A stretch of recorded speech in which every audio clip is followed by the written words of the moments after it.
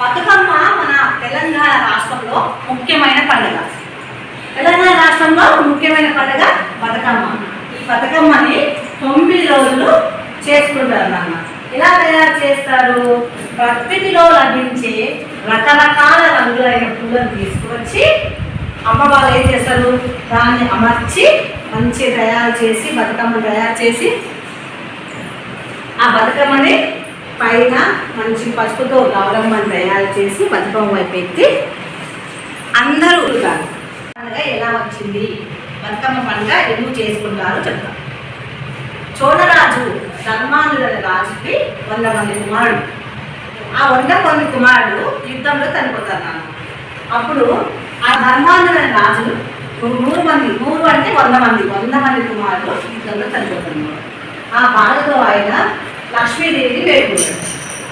అమ్మవారిని వేడుకొని నాకు పిల్లలు కావాలమ్మా ఆలకించే లక్ష్మీదేవి తీసుకుంటూ అందరి పెద్దల ఆశీర్వాదం ఉండాలని ఆ పేరు బతుకమ్మ అని చెప్పుకొని ఆ రోజు నుంచి బతుకమ్మ పండుగ మొదలవుతుంది.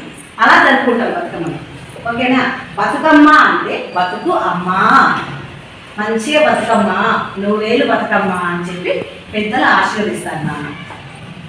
ఈ పండుగ ఎప్పుడు మొదలవుతుంది? మహాలయ అమావాస్య రోజు మొదలవుతుంది. ఆ రోజు నుంచి 9 రోజులు బతుకమ్మని అమ్మవారిని 9 రకాలుగా అలంకరించుకొని 9 రకాల నైవేద్యాలతో అమ్మవారిని ఆరాధిస్తారు. ఇది బతుకమ్మ స్టోరీ నాన్న. బతుకమ్మ రోజు ఎలా బతుకమ్మని తయారు చేస్తారంటే అమ్మవాళ్ళు, అమ్మమ్మలు అందరూ ప్రకృతిలో దొరికిన పువ్వులన్నింటినీ తీసుకుని వచ్చి వాటిని బతుకమ్మని లాగా తయారు చేసుకుని రకరకాల పువ్వులతో బంతి పువ్వులు, చామంతి పువ్వులు, మల్లె పువ్వులు, లిల్లీ పువ్వులు, గునుగు పువ్వులు, తర్వాత గడ్డి పువ్వులు, వాటికి రంగులు వేసుకుని అందంగా బతుకమ్మని పేరుస్తారు. ఆ తర్వాత ఆ బతుకమ్మ పైన తమలపాకు పైన పసుపు ముద్దలు పెట్టి గౌరమ్మగా తయారు చేసుకొని ఆమెనే బతుకమ్మగా పెట్టుకొని అందరు గుళ్ళలోకి వెళ్ళి అక్కడ ఆడవాళ్ళంతా చుట్టూ తిరుగుతూ చప్పట్లు కొడుతూ పాటలు పాడుతూ బతుకమ్మ పండుగని చేసుకుంటారు. బతుకమ్మను జరుపుకునే విషయం చాలా మందికి తెలిసిందే. బతుకమ్మ పండుగ అంటేనే అందరికీ ముందుగా గుర్తుకొచ్చేది పువ్వులు. రంగురంగు ఈ పండుగను జరుపుకుంటారు తెలంగాణ ఆడపడుచులు. ఈ పండుగ వెనకాల ఉన్న ఒక రాజ్యంలో 7 అన్నదమ్ములకు ఒక్కగానొక్క ముద్దుల చెల్లెలు ఉంది. ఆ 7 అన్నదమ్ములు వీరాది వీరు.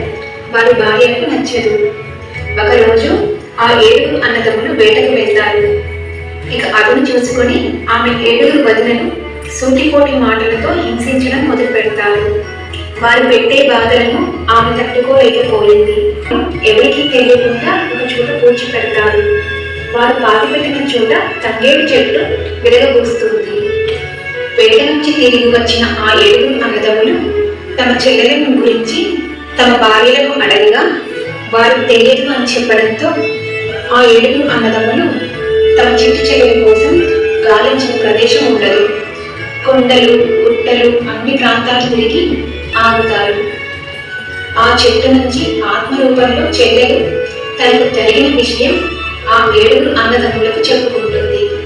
అప్పుడు ఆ 7 అన్నలు తమ చెల్లెలతో నీకు ఏమి కావాలో కోరుకోమంటే ఈ తంగేడు పూలలో నన్ను చూసుకోండి అని ఏటా నా పేరును పండుగ చేయండి ఆ 7 అన్నలతో చెప్పిందని ఒక కథ ప్రాచుర్యంలో ఉంది.